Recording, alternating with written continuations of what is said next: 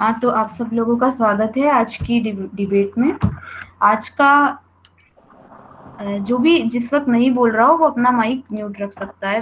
सबसे पहला तो इम्पोर्टेंट चीज, ताकि हम लोग क्लियरली सुन सकें जो भी बोल रहा है। और आप लोग माइक का जो बटन दिखेगा स्क्रीन पे उससे अनम्यूट कर सकते हैं जब आपका बोलने का टर्न आए। तो आज का हमारा टॉपिक बताने से पहले, जो भी यहाँ पे पहली बार हमारी डिबेट में पार्टिसिपेट कर रहा है उसके लिए केयर बिफोर क्योर का एक शॉर्ट इंट्रोडक्शन। तो केयर बिफोर क्योर जो है हमारी संस्था, वो लोगों को कानून व न्यायिक प्रक्रिया की जागरूकता व जानकारी के लिए रजिस्टर्ड संस्था है। तो ये संस्था जिला स्तर पर एडवोकेट्स को जोड़ने का प्रयास कर रही है और अभी हमारे साथ 50 के ऊपर एडवोकेट्स जुड़ चुके हैं। तो हमारे साथ आज इस कॉल पे हमारी संस्था से अध्यक्ष सत्यनारायण गुप्ता जी हैं। हमारे साथ डॉक्टर वंदना बरमेचा जी गेस्ट हैं, और हमारे साथ हमारी एग्जीक्यूटिव प्रीति यादव जी ने भी ज्वाइन किया है। प्रीति जी ने भी ज्वाइन किया है। ठीक है, तो हम शुरू करते हैं। तो आज का हमारा जो विषय है वो ये है, कानूनों के परिप्रेक्ष्य में सामाजिक विवाह समारोह अनावश्यक हो गया है। तो ये काफी ज्वलंत और सोचने लायक मुद्दा है कि जब सारी चीजें लॉज से गवर्न हो रही है तो क्या कितना महत्व है या नहीं है सामाजिक विधियों का। तो अगर आप इसके पक्ष में बोल रहे हैं तो आपको ये सिद्ध करना है कि सामाजिक विवाह समारोह अनावश्यक हो गया है, और अगर आप विपक्ष में बोल रहे हैं तो आप कह रहे हैं कि नहीं, वो अभी भी आवश्यक है। तो जनरली 2 से 3 मिनट के बीच में मैक्सिमम टाइम सबका रखा जाएगा। तो विदाउट फर्दर डिले हम लोग शुरू करते हैं। तो सबसे पहले हैं सौरभ मिश्रा जी, जो विपक्ष में इस विषय के आज बोलने वाले हैं। सौरभ मिश्रा जी, आप रेडी हैं बोलने के लिए? यस मैम, मैं रेडी हूँ। ओके, आप शुरू कीजिए, आपकी आवाज आ रही है क्लियर। कानूनों के परिप्रेक्ष्य में सामाजिक विवाह अनावश्यक हो गया है, यही आज का विषय है। मैं इस पक्ष का समर्थक हूं कि विवाह पंजीकरण अनिवार्य होने के साथ साथ अन्य कानूनों के लागू होने के बाद भी सामाजिक विवाह अत्यावश्यक है। मैं विभिन्न धर्मों के परिप्रेक्ष्य में अपना मत रखता हूं। सबसे पहले मैं लेता हूं सिख धर्म के संदर्भ में। सिख धर्म के संदर्भ में विवाह पद्धति के अंतर्गत 4 फेरे होते हैं जिन्हें लावा कहा जाता है। गुरु अमरदास जी के दामाद और उत्तराधिकारी श्री गुरु रामदास साहिब जी अपनी पुस्तक आनंद कारज में लिखते हैं कि सिख विवाह अर्थात आनंद कारज तभी वैध माना जा सकता है जब यह गुरु ग्रंथ साहिब जी की उपस्थिति में होगा। साथ वे इस पुस्तक में लिखते हैं कि आनंद कारज ना तो कोई ठेका है और ना ही किसी तरह का कोई समझौता है, यह केवल एक धार्मिक रस्म है जिसे गुरु साहिबानों ने पवित्र बताया है। इस प्रकार हम इस निर्णय पर पहुंचते हैं कि सिख विवाह सामाजिक रीति के बिना पंजीकरण मात्र से वैधता प्राप्त नहीं करता है। अब मैं मुस्लिम धर्म को लेता हूँ। मुस्लिम धर्म के अंतर्गत विवाह अर्थात निकाह एक प्रकार की संविदा है जिसमें प्रस्ताव, स्वीकृति, साक्षी, स्वतंत्र इच्छा तथा सहमति आवश्यक होते हैं। हालांकि मुस्लिम समुदाय के सदस्यों को 4 विवाह पंजीकरण कराने की अनुमति दी गई है। इस प्रकार से क्योंकि भारतीय संविदा विधि के अधीन जो है संविदाओं का पंजीकरण किया जा सकता है, परंतु मुस्लिम धर्मगुरु और मुस्लिम समाज ने समय समय पर विवाह पंजीकरण की अनिवार्यता का विरोध किया है। अतः वो समाज ही स्वीकार नहीं कर पा रहा, पंजीकरण की अनिवार्यता स्वीकार नहीं कर पा रहा, तो हम ये किस प्रकार से कह सकते हैं कि सामाजिक विवाह की आवश्यकता नहीं रह गई है। अब हम इसी प्रकार से ईसाई धर्म में देखते हैं। ईसाई धर्म में मैरिज के दौरान दूल्हा दुल्हन की ओर से 2 गवाह मौजूद होते हैं। फादर जीसस और गवाहों को साक्षी मानकर दोनों पति पत्नी के बंधन में बनते हैं। इस प्रकार से सभी के सामने लड़का रस्मों के मुताबिक वचन लेता है। दोनों एक दूसरे से अंगूठी बदलते हैं। पादरी प्रार्थना करने के बाद दोनों को आशीर्वाद देते हुए पति पत्नी होने का ऐलान करते हैं। क्योंकि रस्मों के बाद ही इस ईसाई विवाह को मान्यता मिलती है, पंजीकरण इसका पूरक हो ही नहीं सकता। अब मैं प्रमुख धर्म है भारत का एक हिंदू धर्म, अर्थात हिंदू धर्म में विवाह को पाणिग्रहण संस्कार कहा जाता है। हिंदू धर्म में विवाह के 8 प्रकार माने गए हैं। ब्रह्म, दैव, आर्ष, प्रजापत्य, असुर, गंधर्व, राक्षस और पिशाच नाम है इन विवाहों का।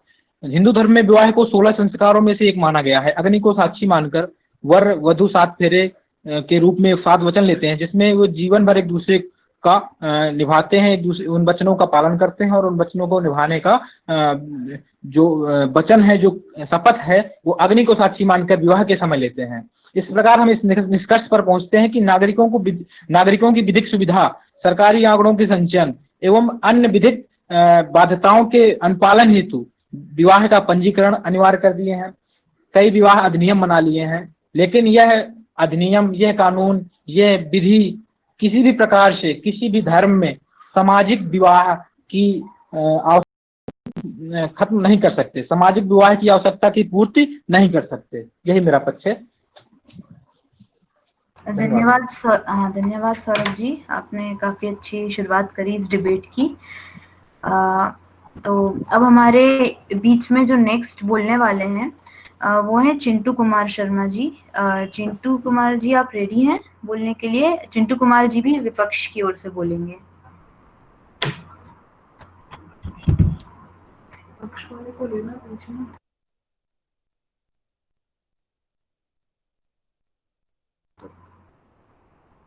चिंटू कुमार जी, क्या आप हैं यहाँ पे? Okay, then let's move on. I think उनका डिस्कनेक्ट हो गया है। इसके बाद हैं आलोक पुष्कम जी। आलोक जी हैं यहाँ पे? आलोक जी भी नहीं है। ओके, शिवम सत्यम जी। ओके, शिवम सत्यम जी, क्या आप बोलने के लिए रेडी हैं अभी? आप अपना माइक अनम्यूट कर सकते हैं माइक वाले बटन से। लेट्स वेट फॉर या शिवम जी विपक्ष से बोलेंगे। शिवम जी, आपकी आवाज आ रही है, आप स्टार्ट कर सकते हैं। जी, ये थोड़ा नेटवर्क का इशू हो रहा है, मैं कुछ देर के बाद करूँ। नेटवर्क का इशू आ रहा है। Okay, no problem. ओके, तो हमारे पास से आ गया।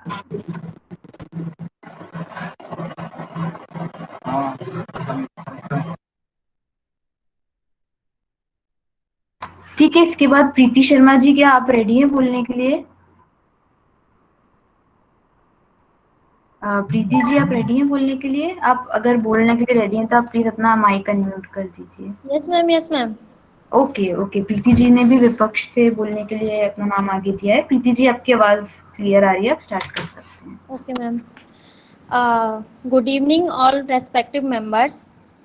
मैं जो बोलने वाली हूँ वो विपक्ष में बोलने वाली हूँ। टॉपिक है कि कानून के परिप्रेक्ष्य में सामाजिक विवाह समारोह अनावश्यक हो गया है।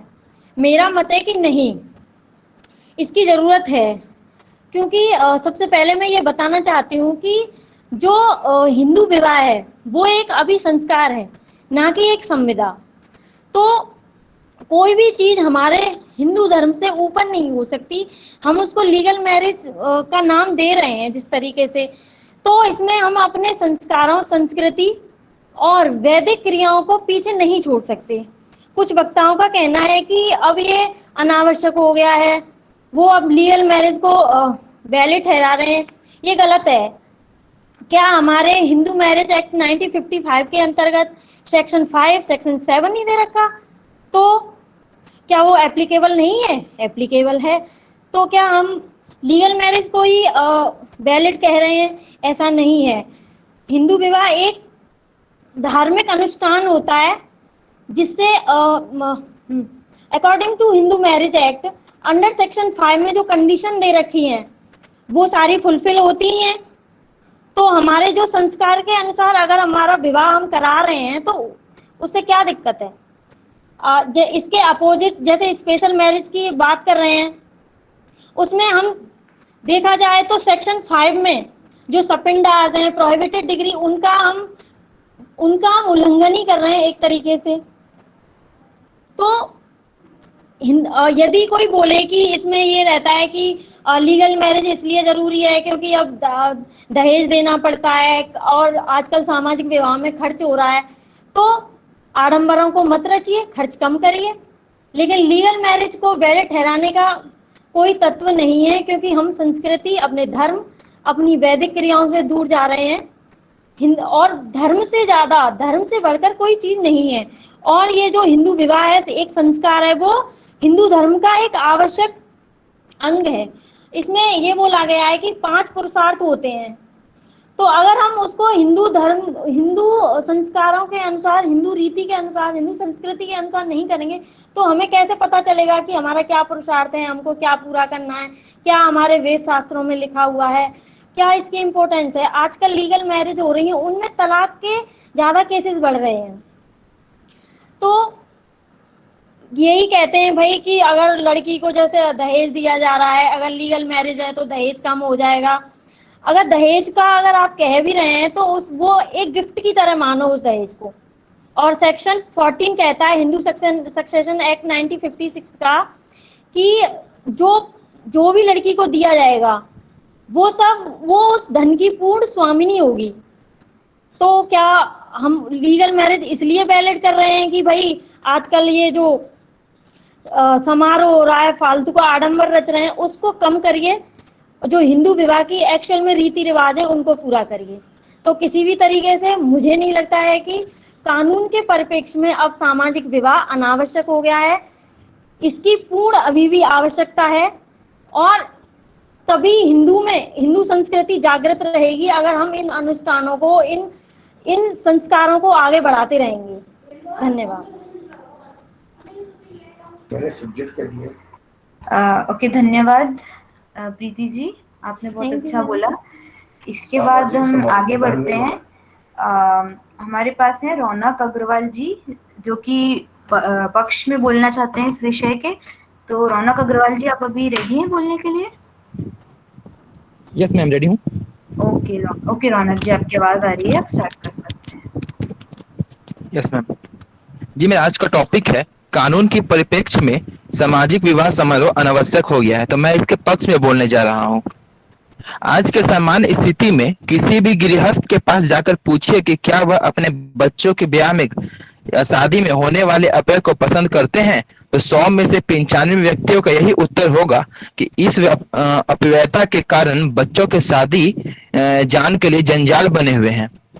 बच्चे के ब्याह योग अवस्था में आने से पहले ही उनके ब्याह के लिए पैसे जुटाने की चिंता से दिन की भूख और रात की नींद चली जाती है। तब भी लोग न जाने क्यों ब्याह शादियों के सादे सरल ढंग से क्यों नहीं करते हैं। शादी में इस प्रकार की अपव्ययता का कोई धार्मिक विधान नहीं है और न ही ऐसा कोई सामाजिक बंधन ही है जिसका निर्वाह न करने से किसी को बहिष्कृत कर दिया जाए। बंधन है तो लोगों की रूढ़िवादी मनोवृत्ति का। चूंकि ब्याह शादी में प्रदर्शन एवं धूमधाम की प्रथा एक लंबे समय से चली आ रही है, इसलिए वह एक रूढ़ी परंपरा बनकर बंधन बन गई है और लोग अभ्यासवश वैसा करते हैं और करने के लिए मजबूर होते चले जा रहे हैं। इच्छा ना होते हुए भी लोग शादी में पैसे की बर्बादी करते रहते हैं। इसके पीछे अनेक कारण काम कर रहे होते हैं। पहला कारण तो संस्कार की प्रेरणा है।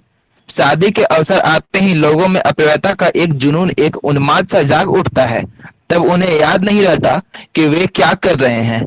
शादियों के अवसर को वो खर्च करने का त्योहार मान लेते हैं, मन और मुट्ठी खोलकर खर्च करते हैं। पास नहीं होता तो वे कर्ज लेते हैं, घर मकान बेचते हैं। मनुष्य कुल परिवार एवं सामाजिक वातावरण में संस्कार ग्रहण करता है, ऐसा हम जानते हैं। यह प्रक्रिया इतना सहज स्वाभाविक है कि प्रयत्न किए अथवा सीख जाने के बिना वह उन संस्कारों में दीक्षित हो जाता है, जो कि फिर उसके लिए बंधन जैसे बन जाया करते हैं। प्रथा परंपराओं की मान्यता भी ऐसे संस्कार ही होते हैं जिनसे प्रेरित लोग न चाहते हुए भी कुछ वैसा करने को विवश होते हैं। किंतु विवेकशीलता इसी में है कि मनुष्य कोई भी प्रथा परंपरा अपनाने से पूर्व उसके औचित्य एवं अनौचित्य पर विचार कर ले और जो कुछ उपयुक्त हो उसे ग्रहण कर बाकी को कूड़ा करकट की तरह छोड़ दे। इतना निर्बलता मनुष्य के लिए कदापि शोभनीय नहीं है कि उसका मन मस्तिष्क महीन कपड़े की तरह परंपरागत रीति रिवाजों में बिना सोचे समझे रंग जाए। शादियों के अपव्ययता पुण्य रीति रिवाज परंपरागत रूढ़ियां हैं। इनमें न कोई औचित्य ही है और न उपयोगिता, उल्टी हानि ही हानि है। स्वतंत्र चिंतन के बिना मनुष्य एक ऐसा यंत्र बन जाता है जिसे कोई भी अच्छी बुरी बात उल्टा सीधा वातावरण अपने अनुरूप संचालित कर सकता है। यह जड़ता है जो विवेकवान मनुष्य के लिए लज्जा की बात है। और इतना करने के बाद भी उन्हें पूरी तरह से स्वतंत्रता टाइप का चीज नहीं मिल सकता है। जैसे कि अगर उन्हें पासपोर्ट बनवाना है तो मैरिज सर्टिफिकेट मांगा जाता है। उन्हें घूमने के लिए अगर देश से बाहर जाना है तो मैरिज सर्टिफिकेट का होना जरूरी है। ऐसे और भी अन्य रीजन है। ब्याह शादियों में अपव्ययता के कारण लोक लज्जा का भय भी बतलाया जाता है। अनेक समझदार लोग यह कहते सुने जाते हैं कि शादियों में पैसे की बर्बादी बुरी बात है, किंतु क्या किया जाए, लोकापवाद के भय से इच्छा न रहते हुए भी वैसा करना होता है। यदि ना करे तो लोग उंगली उठाते हैं, आलोचना तथा मीन मेख निकालते हैं। कंजूस, खसीस, असामाजिक आदि न जाने क्या क्या कहते हैं। इन्हीं कटुताओं से बचने के लिए भले आदमियों को ब्याह शादियों के खर्चीले रीति रिवाज पूरे करने होते हैं। गलती को सुधारने और नेक बात अपनाने में लोग भय से विचलित हो जाना कायरता है। उचित और मेरा तो कहना होगा कि उचित अनुचित के संग्रह त्याग में लोग भय की बाधा उन्हीं को लगती है जो कि आंतरिक रूप से निर्बल होते हैं।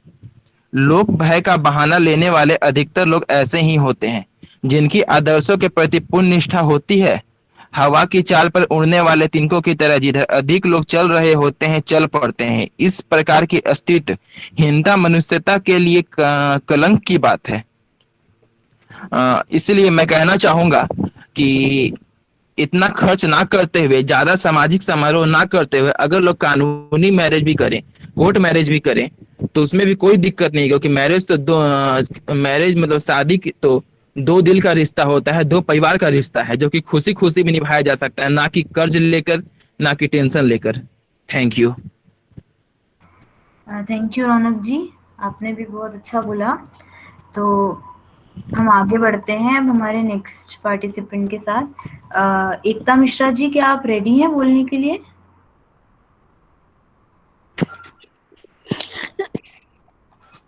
Yes Ekta ji. Yes ma'am. या एकता जी विपक्ष में बोल रही हैं आप? Yes ma'am. ओके ओके, आपकी आवाज आ रही है, आप स्टार्ट कर सकते हैं। Okay ma'am.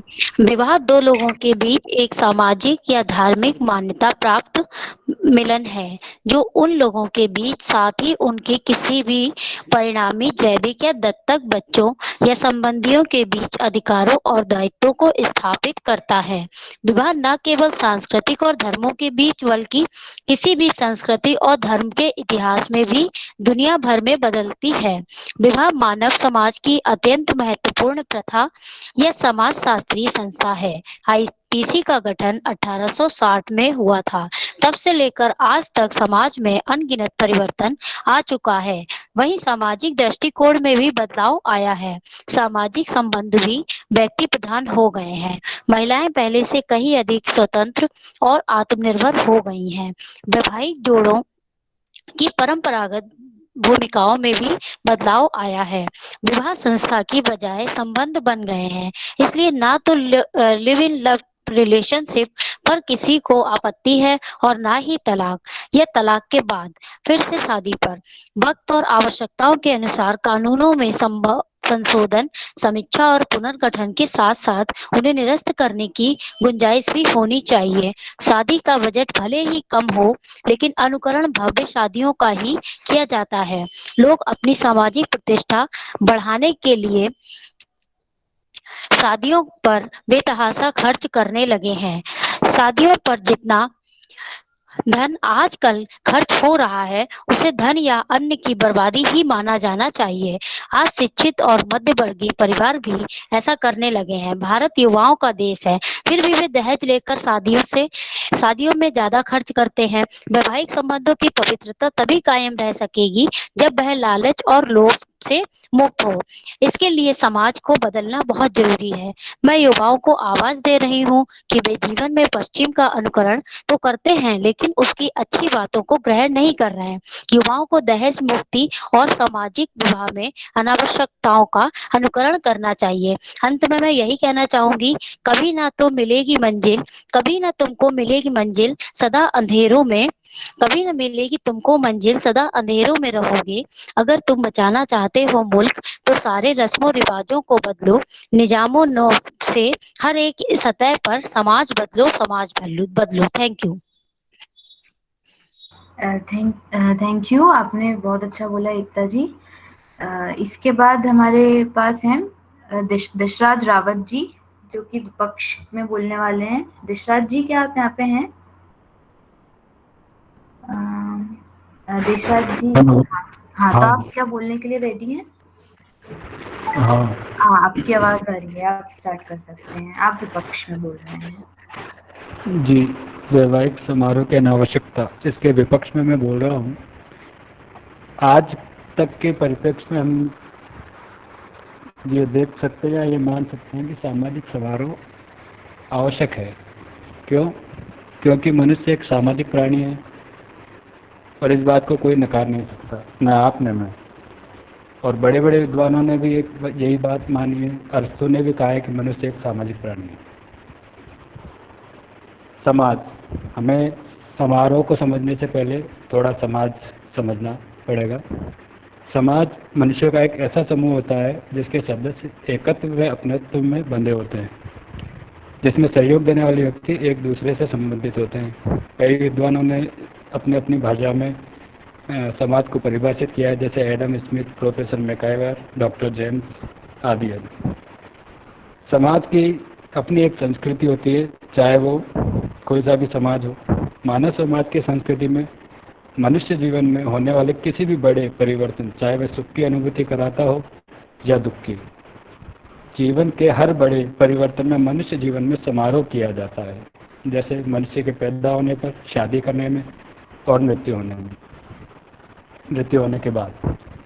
अब आज का हमारा टॉपिक है शादी में समारोह की अनावश्यकता। इसके विपक्ष में मैं बोल रहा हूँ कि आज के समय भी शादी में समारोह आवश्यक है, क्योंकि मनुष्य जिस समाज में निवास करता है वहाँ मनुष्य की शादी उसके जीवन का बहुत ही महत्वपूर्ण पड़ाव है, महत्वपूर्ण परिवर्तन है। जब शादी का समारोह आयोजित किया जाता है तब दोनों परिवारों के सदस्य एवं समाज के गणमान्य व्यक्तियों को निमंत्रण दिया जाता है, बुलाया जाता है। समारोह का आयोजन शादी को सामाजिक वैध स्तर प्रदान करता है, जो कि समारोह आयोजित किए बिना संभव नहीं है। समारोह का स्तर व्यक्ति के सामाजिक स्तर पर निर्भर करता है, चाहे वह छोटा समारोह करे, चाहे उसमें 10 व्यक्ति बुलाए, चाहे उसमें 100 बुलाए, चाहे 1000 बुलाए, इसकी कोई पाबंदी नहीं है, पर समारोह आवश्यक है। बिना समारोह, इस बात को हम एक छोटे से उदाहरण से समझ सकते हैं कि एक लड़का लड़की शादी करके बिना किसी को बताए रजिस्टर मैरिज कर लेते हैं। वे कहीं जाते जब रहते हैं समाज में, तो जब समाज में आज से पहले उनको कभी एक साथ नहीं देखा गया, जब उनको एक साथ देखा गया तो सबके मन में सवाल उठे कि कौन है कौन है कौन है। नहीं तो वो अपने रजिस्टर मैरिज का पट्टा हमेशा गले में टांग के घूम सकते हैं, न वो उसको सार्वजनिक रूप से चिपका सकते हैं घर पे कि हाँ साहब हम शादीशुदा है, हमने शादी कर ली है। जब भी समाज में उनसे कोई पूछेगा तो उनको बताना पड़ेगा कि हाँ हम शादीशुदा है, हमने रजिस्टर्ड मैरिज करी। अगर वो नहीं बताते हैं तो सामाजिक व्यक्ति है, सबकी अपनी अपनी सोच है, वो अच्छा भी सोच सकते हैं, बुरा भी सोच सकते हैं। कोई पति पत्नी को भाई बहन भी सोच सकता है, कोई पति पत्नी को कुछ भी सोच सकता है। और यही विवाह अगर सामाजिक समारोह के साथ किया जाता तो समाज में रहने वालों को ये पता होता कि हाँ इन्होंने सामाजिक समारोह करते हुए शादी करी और ये आपस में पति पत्नी है। जिस दिन वह समारोह आयोजित किया जाता उस दिन से समाज में ये व्याप्त हो जाता कि हाँ ये आदमी और ये औरत आपस में पति पत्नी है, इनका रिश्ता पति पत्नी का रहेगा। हालांकि कानूनी तौर पर रजिस्टर मैरिज 100% वैध है, पर सामाजिक समारोह को हम आज तक के परिप्रेक्ष्य में नकार नहीं सकते। रही अब कानून की बात, तो चूँकि सामाजिक समारोह आयोजित करता है तो सामाजिक समारोह हमारे कानून में किस तरह सहायक है, इसके लिए थोड़ी सी मैं कहना चाहूँगा। जब सामाजिक समारोह आयोजित होता है तो दोनों परिवार से गणमान्य व्यक्ति उपस्थित होते हैं, वह शादी के साक्षी होते हैं। तो एविडेंस 60 के अनुसार मौखिक साक्ष्य ग्राह्य होता है जिसने देखा हो, सुना हो या महसूस किया हो। तो जो भी साक्षीगण, जो भी समाज के गणमान्य उपस्थित होते हैं वे सेक्शन 7 में उसके साक्षी हो जाते हैं कि हाँ ये शादी हमारे सामने करी गई है, हम इसके साक्षी हैं। शादी में फोटोग्राफ्स, वीडियो शूटिंग जो भी करी जाती है वो एविडेंस के सेक्शन 3 दस्तावेज की परिभाषा में आते हैं और वही उसी परिभाषा के सेक्शन साक्ष्य में दस्तावेज साक्ष्य के रूप में मान्य है।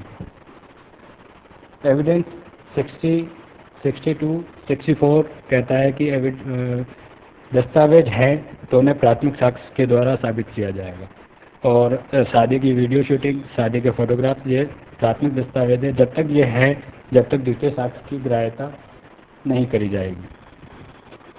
और चूंकि शादी का समारोह बहुत लंबे समय से चला आ रहा है तो भारतीय संविधान का अनुच्छेद 13(2) का कैद जो पार्ट है विधि के अंतर्गत प्रथा और रूढ़ी भी शामिल है।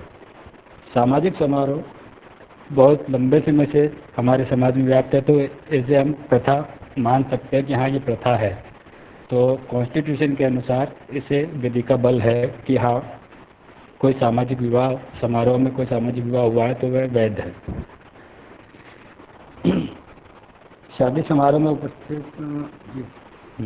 और जहाँ तक रजिस्ट्रेशन की बात करें तो रजिस्ट्रेशन भारतीय हिंदू विवाह अधिनियम की धारा 8 भी सिर्फ यही कहती है कि विवाह को साबित करने का रजिस्ट्रेशन एक आसान तरीका है कि हाँ इन दोनों के बीच विवाह हुआ है। ये साबित करने का एक आसान तरीका है विवाह का रजिस्ट्रीकरण। इसके अलावा विवाह का रजिस्ट्रीकरण कई राज्य सरकार ने अनिवार्य किया है, कई ने नहीं किया है और केंद्र सरकार का है कि इसे पूर्ण भारत पर लागू करे या ना करे।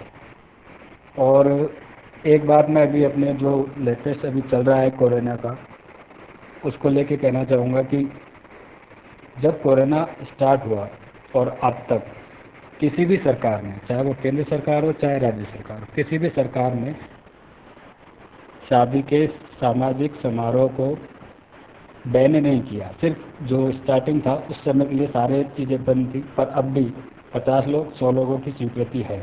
मृत्यु के समारोह है, मृत्यु की जो जनाजा निकलता है उसमें भी 50-100 लोग शामिल हो सकते हैं। किसी भी सरकार ने आज तक सामाजिक समारोह को अवैध या अवैधानिक घोषित नहीं किया है। तो जब तक ये चीज़ें अवैध या अवैधानिक घोषित नहीं कर दी जाती ये वैध है और हमें एविडेंस के तौर पे, सामाजिक तौर पे या जिस भी तरीके से हम सही समझे हमें सामाजिक समारोह करना चाहिए, चाहे छोटा करें या बड़ा करें। आपकी जैसी स्थिति हो, आप 10 आदमी को बुला के कर सकते हैं, आपकी स्थिति आप 100 को बुलाएं, आपकी स्थिति आप 1000 को बुलाएं, पर सामाजिक समारोह करें। धन्यवाद। धन्यवाद दिशाद जी, आपने बहुत अच्छा बोला। इसके बाद हमारे पास लिस्ट में है मनीष बुलिया जी। मनीष जी आप रेडी हैं अभी बोलने के लिए? मनीष बुलिया जी क्या आप रेडी हैं बोलने के लिए? आप माइक अनम्यूट कर सकते हैं। हाँ मैडम मैं रेडी हूँ। ओके मनीष जी भी विपक्ष में बोल रहे हैं। मनीष जी आप बोल सकते हैं, आपकी आवाज आ रही है, आप स्टार्ट कर सकते हैं। विवाह समारोह अनावासों की आज के समय में विवाह समारोह अनावासों की आवश्यक है क्योंकि यह परंपरा सदियों से चली आ रही है। हमारे देवी देवताओं ने भी विवाह किया था, हमारे राजा महाराजाओं ने भी विवाह किया था और ये परंपरा सदियों से चली आ रही है। अगर इसको अगर रोकते हैं तो ये हिंदू संस्कृति पर एक आघात होगा। इसलिए विवाह समारोह रुकना नहीं चाहिए, ये होना आवश्यक है। आज के भौतिकवादी में इसकी परिभाषा जरूर बदल गई है क्योंकि जैसे क्या होता है, विवाह समारोह होता है तो उसमें क्या लोग देखा देखी खर्चा करते हैं, ज्यादा से ज्यादा खर्च करते हैं, कर्ज लेके खर्च करते हैं। ऐसा नहीं होना चाहिए। विवाह समारोह में आपकी जितनी कैपेसिटी है उसके अकॉर्डिंग आपको खर्चा करना चाहिए। और अगर विवाह समारोह अगर बंद हो जाते हैं, जैसा कि आपके पक्ष में बोलने वाले बोल रहे हैं, तो इससे बेरोजगारी बढ़ेगी। जो इस विवाह समारोह पे जिनकी आजीविका चल रही है वो बेरोजगार हो जाएंगे। और इस अवसर से बैंड वाले, कैटर्स वाले, पंडित, लाइट डेकोरेशन, ये बेरोजगारी। और इसी तरह जैसे आज ये लोग बोल रहे हैं कि विवाह समारोह अनावश्यक हो गया, कल को बोलेंगे मृत्यु भोज अनावश्यक हुई। ये अनावश्यक नहीं हुए, है आवश्यक, लेकिन इनमें जो होने वाले खर्च है उन पे कंट्रोल आवश्यक है, ठीक है। और इसी तरह हमारे जो भी हिंदू संस्कृति के जो भी पर्व है, त्योहार है, कल को ये भी बात होगी त्योहार ये भी अनावश्यक हो गया, इनमें खर्चा अनावश्यक हो गया, ये हिंदू संस्कृति को लेके बहुत आवश्यक है। इसलिए विवाह समारोह होना चाहिए, बस ये जरूर है कि इसमें होने वाले खर्च नियंत्रण में होना चाहिए। और इसमें जो दहेज का मामला है, दहेज में आपको ये है कि विवाह समारोह में दहेज बंद होना चाहिए। और इसके अलावा बस मैं ये कहना चाहता हूँ विवाह समारोह आवश्यक, क्योंकि है ना इस जैसा हमने हिंदू लॉ में बोला हुआ अग्नि के समक्ष और 7 फेरों से समाज के बीच, तो अगर ये चीजें पूरी करने के लिए विवाह समारोह आवश्यक है। अगर विवाह समारोह नहीं करते हैं तो ये चीजें कैसे पूरी होगी। बस इसके साथ मैं अपना टॉपिक क्लोज करता हूँ। हेलो। हाँ, धन्यवाद मनीष जी, आपने बहुत अच्छा बोला। इसके बाद हमारे पास हैं जयंत शर्मा जी, जो कि पक्ष में बोलेंगे। जयंत जी, आप अपना माइक अनम्यूट कर सकते हैं। ओके, आपने कर जी, दिया। Good evening ma'am. ओके, आपकी आवाज आ रही है, आप स्टार्ट कर सकते हैं। मैम, जैसा आज का जो टॉपिक है, इस टॉपिक के मैं पक्ष में बोलना चाहता हूँ।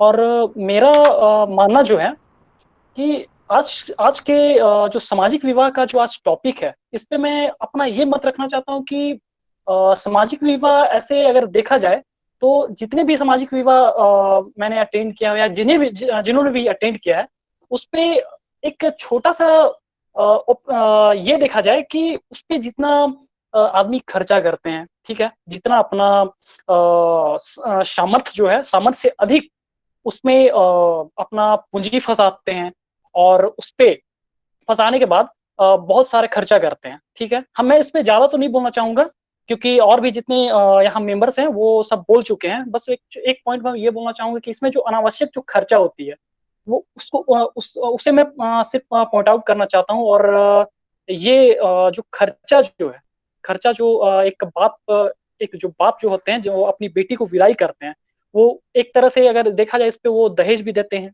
दहेज देने के बावजूद भी, और वो जितने भी मेहमान आते हैं उनके लिए तरह तरह के उपहार और खाने पीने का जो और भी जो साजो सामान वगैरह और जो भी होता है वो अपने तरफ से करते हैं। तो ये एक फैमिली में ये एक तरह से देखा जाए तो काफी बर्डन हो जाता है। तो मेरे पॉइंट ऑफ व्यू से ये अनावश्यक तो है ही। तो ये इसलिए सोशल मैरिज के अगेंस्ट में हम इस बात को फेवर के तौर पे बोलना चाहेंगे कि जो कोर्ट मैरिज होता है वो ये सब का जो खर्चीला जो है ये सब बहुत बचाता है। धन्यवाद। धन्यवाद। ठीक है, धन्यवाद जयंत जी। अब हम आगे बढ़ते हैं। राकेश कुमार जी नेक्स्ट हैं, जो विपक्ष में बोल रहे हैं। राकेश जी, आप यहाँ पे हैं? राकेश कुमार जी, आप अपना माइक अनम्यूट कर सकते हैं।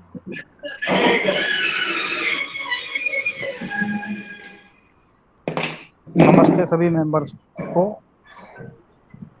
जी नमस्ते, आपकी आवाज अच्छे से आ रही है, स्टार्ट कर सकते हैं। सभी को नवरात्र के प्रारंभ की हार्दिक शुभकामनाएं जी। और आज जो हमारा जो विषय है कि सामाजिक विवाहों में जो अनावश्यक व्यय जो होते हैं वो बेकार होते हैं। तो अभी मिश्रा जी ने जो बात कही थी कि अलग अलग जो धर्म के अनुसार बताया था सौरभ मिश्रा जी ने, इस्लाम धर्म के अनुसार विवाह एक अनुबंध है, उसी प्रकार से ईसाई धर्म के अनुसार विवाह अनुबंध के तरह ही है, क्योंकि उसमें 2 विटनेस लिए जाते हैं। लेकिन हमारे हिंदू धर्म में इसको संस्कार के रूप में माना जाता है। लेकिन विवाहों में जो बेफिजूली खर्च होते हैं अनावश्यक रूप से, वो गलत है, उनके मैं पक्ष में नहीं हूँ। इसे जो हम शादी विवाहों में खर्च करते हैं उसको यदि आगे भविष्य में पढ़ाई लिखाई पर या और किसी अन्य आवश्यकता में उस पैसे को खर्च किया जा सकता है। तो इस प्रकार से शादी विवाह में ये जो कोर्ट मैरिज होता है इसको बढ़ावा देना चाहिए। कोर्ट मैरिज के अनुसार ही शादी हो, कम खर्च होगा, और ये जो मान सम्मान या इस तरह की जो कह रहे हैं ये प्रतिष्ठा या ये इस तरह से वो नहीं है। तो मेरा तो यही मत है कि अनावश्यक खर्च नहीं होना चाहिए। ठीक है, जी मैम। धन्यवाद धन्यवाद राकेश जी। अब नेक्स्ट पार्टिसिपेंट हैं हमारे सोनल पारीक जी, जो कि विपक्ष में बोल रही हैं। सोनल जी, आप बोलने के लिए रेडी हैं? Yes, madam. ओके सोनल जी, आप स्टार्ट कर सकते हैं। I'd just like to say that a social wedding is necessary, means it includes customs, religions, exchange of vows, and a public proclamation by the authority. It's a matter of commitment. It's a ceremony where you declare your vows and promises and you celebrate your commitment together. It's a public display of marriage vows, and they get the love and the support of the family, of course, because it's officially done. And they means it's an official declaration, and and the participation of the family, friends, and the wedding ceremony is done. Means you enter into a contract, and you're required to sign it, and it once you've done it as a when the marriage is done in a social way, and you can always register it under the Hindu Marriage Act 1955 or the Special Marriage Act, and then if you want to solemnize it, then you can go to the additional divisional magistrate, and in whose jurisdiction the husband or wife reside, and you can make it official. So since it is officially made, and you have the support of the relatives, friends, and all, so I would some things, like there are some drawbacks that you just need to not go to you not overspend on such such ceremonies, but I would go for a social wedding. Thank you. Thank you Sonal ji. इसके बाद next है Manu Sharma ji, but शायद उनका disconnect हो गया है network. Manu Sharma ji, आप हैं यहाँ पे? ओके, उनका नेटवर्क शायद अभी डिस्कनेक्ट हो गया था। Let's move on to Shatrughan Kumar Soni ji. Shatrughan ji, आप यहाँ पे हैं? Yes ma'am. ओके, आपकी बात है, आप स्टार्ट कर सकते हैं। आप विपक्ष में बोल रहे हैं। मैम, मैं विपक्ष में बोलना चाह रहा हूँ। कहते हैं कि लोग कोर्ट मैरिज करना चाहिए, लेकिन बट समाज जो हमारा है इसमें हम रीति रिवाज है, सब हमारे सगे संबंधी हैं। अगर हम अगर कोर्ट मैरिज से ज़्यादा प्रभाव देंगे तो हमारे जितने सगे संबंधी सब हमसे दिन पर दिन दूर होते चले जाएंगे। इससे हम समाज में अकेलापन हमें जीवन जीना पड़ेगा। अगर ये शादी की जो व्यवहार का मैटर है, जो आपके बजट बता रहे हैं, बजट पे कम लेके चलेंगे, फिर भी इंसान फिर भी व्यक्ति एक दूसरे से मिला तो उसका तालमेल बना रहेगा, जिससे एक दूसरे के समय समर्थन साथ मिलेगा। और वो जो क्या बोलते हैं उसको, जो शादी में खर्चे की बात बताया जा रहा है उससे, और बेरोजगारी की भी नीति रहेगी तो बेरोजगारी भी उससे उठेगी, अन्यथा नहीं। दोनों पक्ष से देखा जाए तो सामाजिक विवाह के लिए सामाजिक विवाह होना आवश्यक है, क्योंकि हर व्यक्ति वहाँ पे जो भी हो उस एविडेंस के हिसाब से वहाँ पे सब चीज उपलब्ध हो जाता है। अगर कोर्ट मैरिज करते हैं तो बाद में सबको इंट्रोड्यूस करना पड़ता है, इसने इनसे विवाह किया, बट वहाँ तो हमारे सारे संबंधी जितने भी उपस्थित रहते हैं प्रेजेंट में, उनसे कुछ इंट्रोडक्शन नहीं करना पड़ता है, जिससे वो समाज के बीच अपनी एक अलग पहचान बनाते हैं। लेकिन अगर हम उसी को कोर्ट मैरिज में शादी करने के बाद भी हम रजिस्ट्रेशन करा सकते हैं। अगर उसी के कोर्ट मैरिज में करते हैं तो फिर उसके लिए कुछ जो समाज के रहने सहने का ढंग है, हम अकेलापन धीरे धीरे हमारा समाज अकेलापन में चला जाएगा, जिससे कोई एक दूसरे का साथ नहीं रहेगा, कोई कहीं नहीं रहेगा, कोई कुछ भी करे कोई मतलब नहीं रहेगा। जैसे अगर समाज में रह रहे हैं तो कुछ सुख दुख सबका साथ ही मेंटेनेंस होता रहता है। तो मैम ओके, धन्यवाद शत्रुघ्न जी। अब हमारे साथ नेक्स्ट पार्टिसिपेंट है प्रशांत मिश्रा जी। प्रशांत जी, आप रेडी हैं बोलने के लिए? आप अपना माइक अनम्यूट कर सकते हैं माइक के बटन से। मिनट। हाँ जी विशांत जी, आप रेडी हैं? आप भी विपक्ष में बोल रहे हैं? जी मैं विपक्ष में बोल जी, आपकी आवाज आ रही है, आप स्टार्ट कर सकते हैं।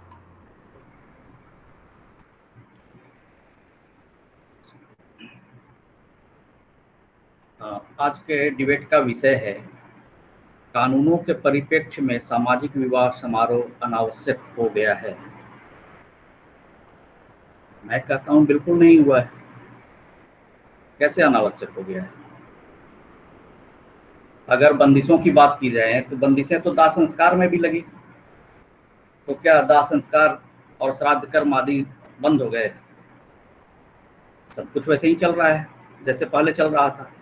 सिर्फ कानून के नज़रिए से जो बंदिशें हैं कि लोगों का एक सीमा निर्धारित कर दिया गया कि 50 या 100 लोग या 20 लोग जो भी जहाँ शामिल होने हैं उस सीमा के भीतर शामिल हुए, ये बात अपनी जगह है। लेकिन हम बात यहाँ समारोह की कर रहे हैं, तो समारोह में संख्या से कोई लेना देना नहीं है। समारोह कहाँ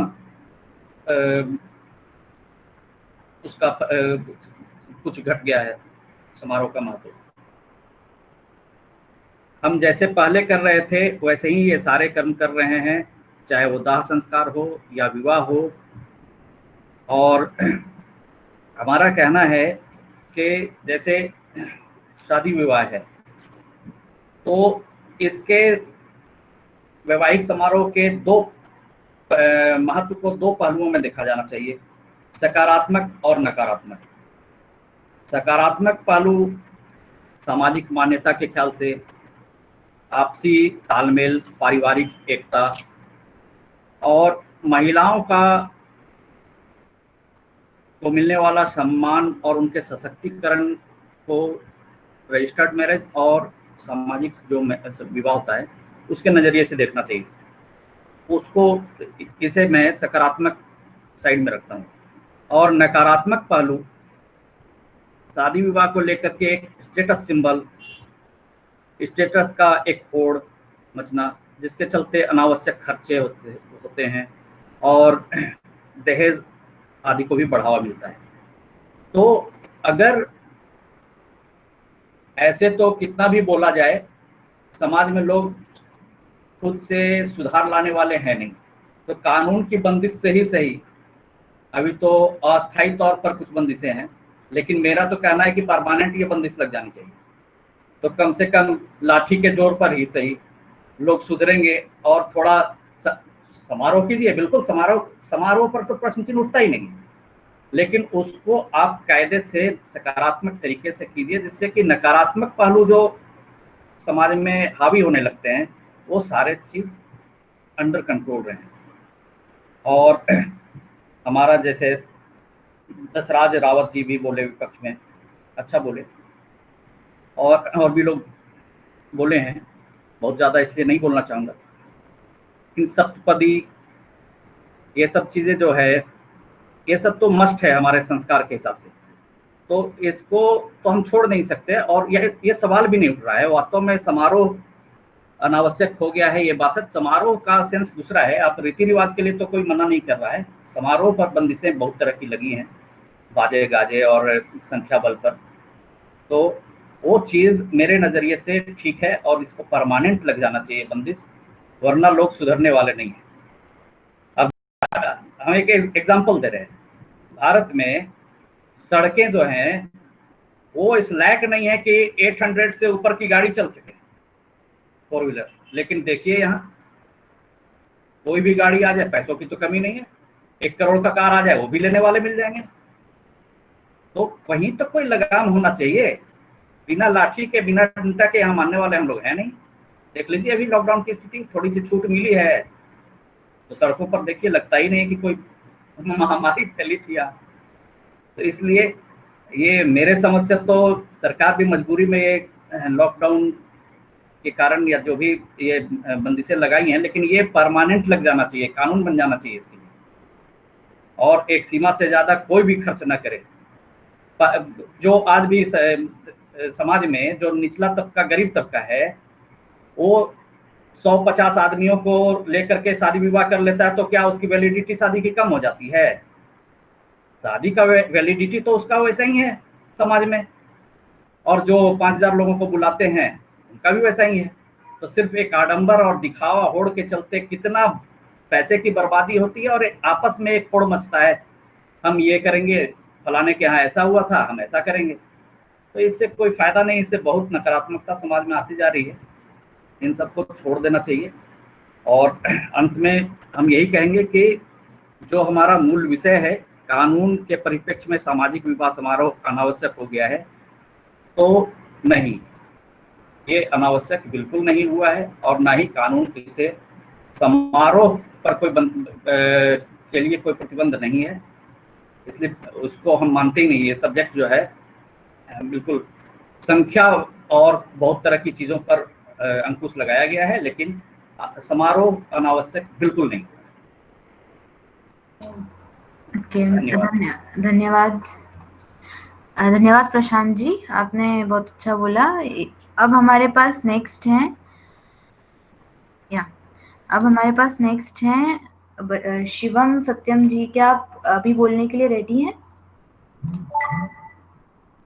ओके शिवम जी मैम रेडी हूँ जी। आज का हमारा विषय है कि आज के वर्तमान सामाजिक परिप्रेक्ष्य में ये सामाजिक विवाह जो है वो अब महत्वपूर्ण नहीं रह गया है कानून के परिप्रेक्ष्य में। लेकिन मुझे लगता है कि यह जो है पूरी कल्पना मात्र है।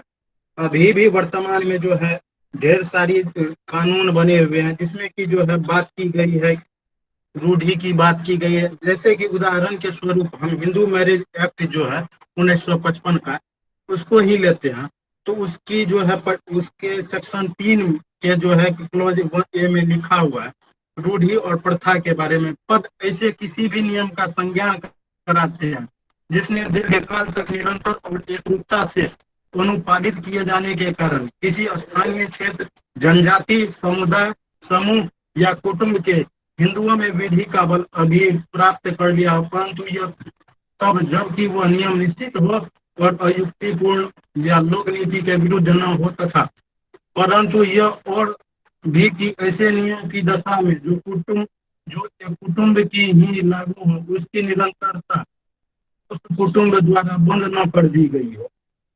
यहाँ पे हिंदू मैरिज एक्ट भी हमें कहता है कि जो है रूढ़ी के बारे में बताता है, और इसका जो हिंदू मैरिज एक्ट का ही सेक्शन 7 है, सेक्शन 7 कहता है हिंद का क्लॉज 1 कहता है हिंदू विवाह उसके पक्षकारों में से किसी को भी रूढ़िगत रीतियां और कर्मकांड के अनुसार अनुस्थापित किया जा सकेगा। क्लॉज 2 कहता है जहां की ऐसी रीतियां और कर्मकांड के अंतर्गत सप्तपदी आती हो, वहां विवाह पूर्ण और अबद्ध कर तब होता है जहां 7वां पद चल दिया गया हो।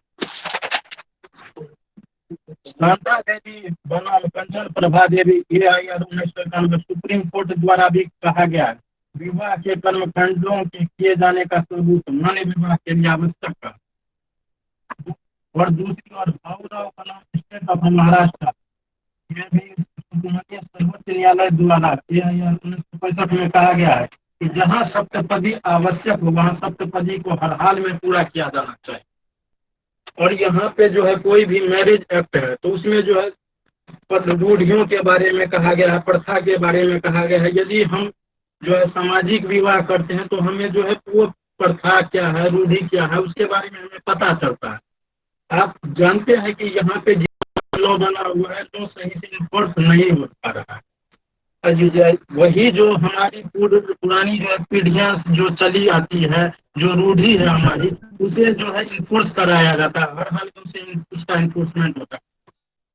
इसी तरह यदि दूसरे परिप्रेक्ष्य में ले जाकर देखें तो दूसरे परिप्रेक्ष्य में यहाँ पे जो दहेज की बात होती है कि दहेज के कारण नहीं कराना चाहिए सामाजिक विवाह, स्टेटस सिंबल की बात होती है, नाना प्रकार बातें आती है, लेकिन यह सब जो है पूरी कल्पना ही मात्र है।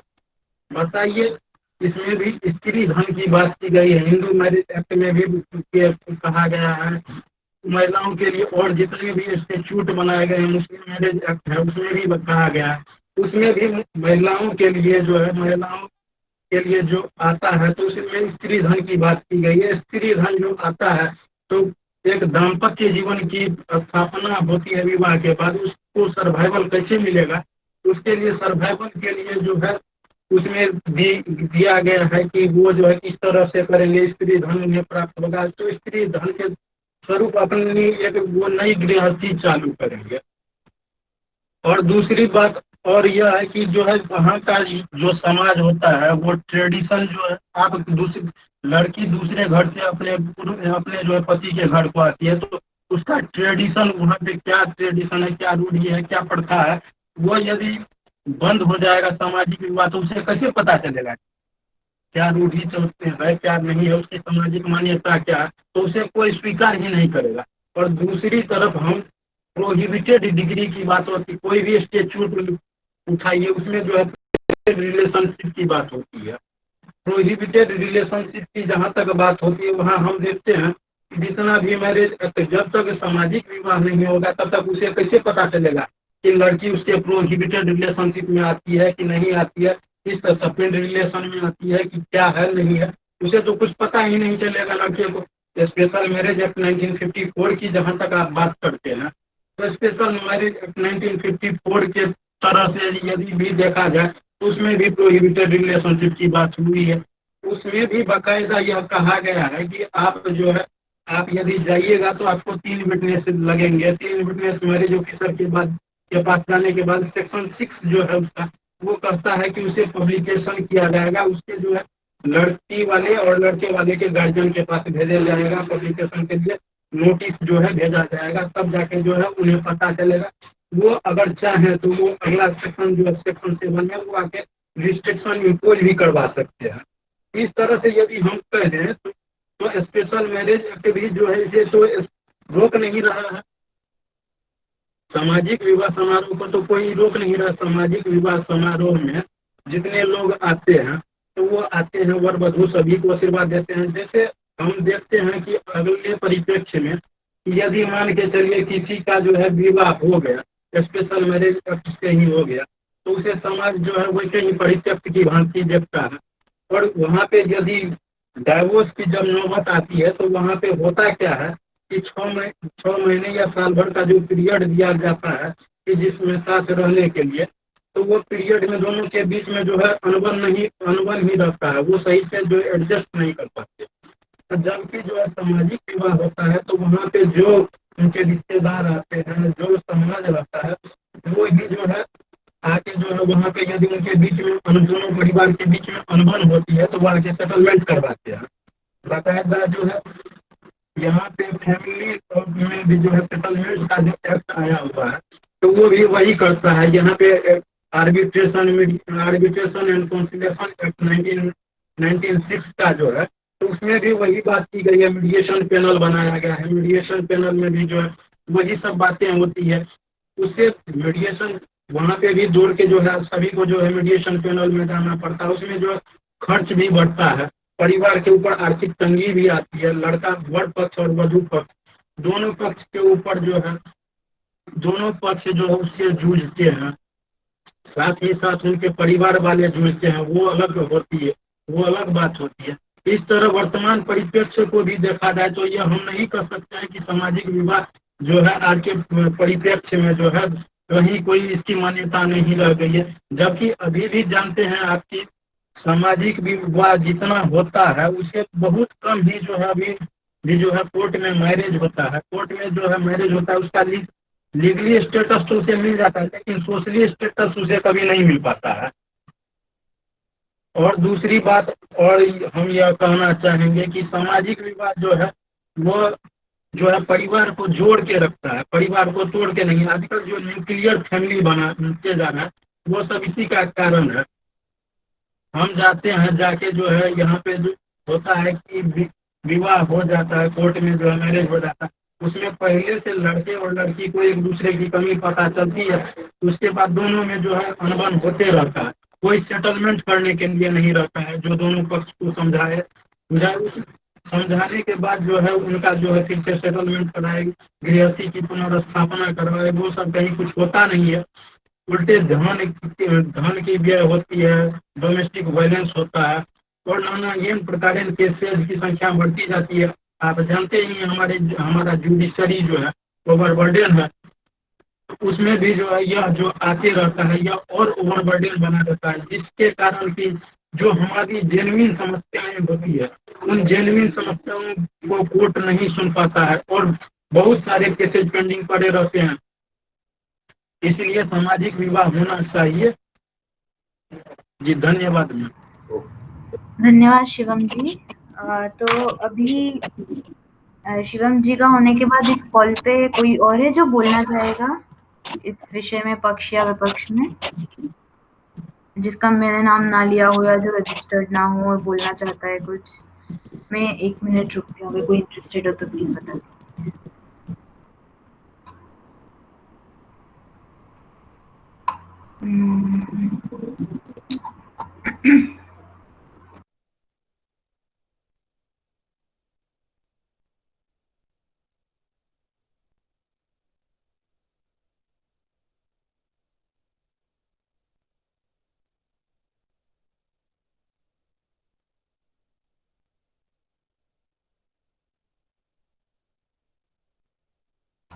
ठीक है, हम आगे बढ़ते हैं। तो सबसे पहले तो आप सभी लोगों का धन्यवाद यहाँ पे ज्वाइन करने के लिए हमें आज इस डिबेट के विषय में। डिबेट के बारे में एक कोट है जो मैं आप लोगों से शेयर करना चाहूंगी। It is better to debate a question without settling it than to settle a question without debating it. जिसका मीनिंग हुआ कि ज्यादा अच्छा ये है कि हम किसी क्वेश्चन को डिबेट कर लें, भले वो सेटल हो पाए एकदम एक जैसा या ना हो पाए, तो हम किसी क्वेश्चन को डिबेट कर लें, ये इससे अच्छा है ना कि किसी क्वेश्चन को सेटल कर दे बिना डिबेट के। और डिबेट तो हम तो डेमोक्रेसी में है, तो डिबेट तो डेमोक्रेसी का इतना इंपॉर्टेंट पार्ट है।